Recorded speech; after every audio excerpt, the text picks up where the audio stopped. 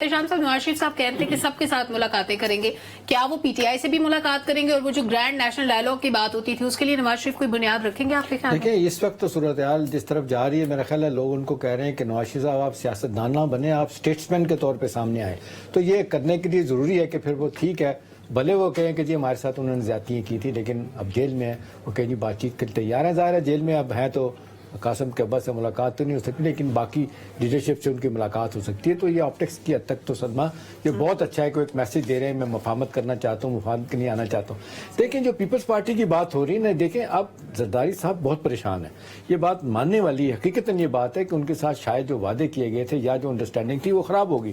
آج انہوں نے ویسے باعث انور رضا کہا ہے کہ میں ویلکم کرتا ہوں پی ایم ایل این ایم کو کا جو معاہدہ ہوا ہے، آئے الیکشن لڑے.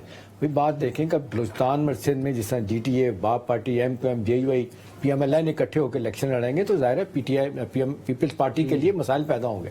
اور پی ایم جس طریقے سے آپ دیکھ لیں ایم کیو ایم بڑا واضح طور پہ سامنے آئی ہے اور اس کو سپورٹ بھی سب حلقوں کی طرف سے مل رہی ہے. تو میرا خیال ہے انہوں نے اپنا خاصا گراؤنڈ کور کر لیا ہے. تو الیکشن جب ہوں گے تو وہ یہ نہیں ہے 14 سیٹیں جو ہیں اس میں سے جس طرح پہلے ہوا تھا. دیکھیں اب اپنا پی ٹی آئی جو ہے نا الیکشن اب یہ بھی ایک سوال ہے، لڑے گی، بلے کا نشان ہوگا، الیکٹیبلز ہیں نہیں ہیں، کون لوگ آئیں گے، کون ابھی ان کا بیانیہ چینج ہوا ہے، ابھی چینج ہوا ہے، کچھ کو نہیں پتا. ویسے تو کہہ رہے ہیں کہ ہمیں باقی سیاسی جماعتوں سے ملنا چاہیے، جے یو آئی سے بھی ملیں، لیکن میرا خیال لانگ وے ٹو گو. وہ جو نقصان کر چکے ہیں اتنی آسانی سے پولیٹیکل پارٹیز بھی ان کی طرف جاتے ہوئے سوچیں گے. لیکن ڈاکٹر صاحب سب سے امپورٹنٹ کوسچن، پولیٹیکل اسکرپٹ کیا ہے اس وقت؟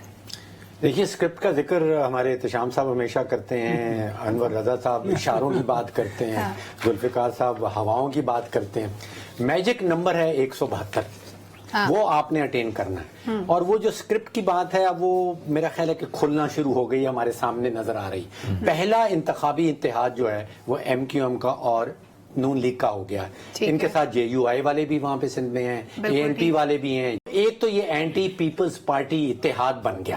بالکل ٹھیک. میرا یہ خیال ہے سلمہ کہ جو سکھر سے ٹھٹھا تک کی 30-32 سیٹیں ہیں وہاں پہ اسٹرانگ ہولڈ ہے پیپل پارٹی کا ابھی بھی ہے. اور پروونشل اسمبلی کی وہ 84-85 سیٹیں وہاں سے جیت جائیں گے. لیکن جو اربن سندھ ہے، جو شہری ہے، وہاں پہ شاید لیاری کی سیٹ وہ کراچی سے جیت جائیں، ورنہ شاید 21 سیٹیں ہیں احتشام صاحب کراچی کی. میرا خیال ہے کہ زیادہ بلاول صاحب ہار گئے، ایک سے زیادہ پیپل پارٹی سیٹ نہیں لے. خبریں ان کے لیے پریشان کن ہے. غزہ پہ تھوڑی سی بات کر لیتے ہیں، 3-4 منٹ ہے ہمارے پاس. ذوالفقار صاحب شارٹلی کامنٹ کیجیے گا. 12 نومبر کو او آئی سی کا پہلا باضابطہ اجلاس ہونے والا ہے غزہ کے معاملے پہ. کیا امیدیں آپ کو اس اجلاس سے؟ مجھے لگتا ہے جی او آئی سی کے اجلاس میں مسلمان ممالک جو ہیں ان کے سربراہوں کو کوئی ایکشن لینا پڑے گا، سٹینڈ لینا پڑے گا. اگر وہ سٹینڈ نہیں لیں گے تو اپنے اپنے ممالک کے اندر ان کو بہت سارے مسائل کا سامنا ہوگا. آپ اندازہ کریں نا کہ پاکستان کے اندر کیا سچویشن ہے، سعودی عرب کے اندر عام جو لوگ ہیں ان کی کیا سچویشن ہے. اور بہت سارے اسلامی ممالک ہیں جنہوں نے باتیں نہیں کی، جنہوں نے پریکٹیکلی اسرائیلی مصنوعات کا بائیکاٹ بھی کیا ہے اور وہاں پہ پریکٹیکلی ملینز کے مارچ بھی کیے ہیں اور وہ وائس ریز کر رہے ہیں اور روزانہ کی بنیاد پہ کر رہے ہیں. اور پوری دنیا کے اوپر سے ایک پریشر آیا ہے اور اب او آئی سی کو تھوڑا سا دکھانا پڑے گا اپنا آپ. اور ویسے بھی ایم بی ایس جو ہے وہ میرا خیال ہے او آئی سی کے پلیٹ فارم کے اوپر کچھ سرپرائز دیں گے.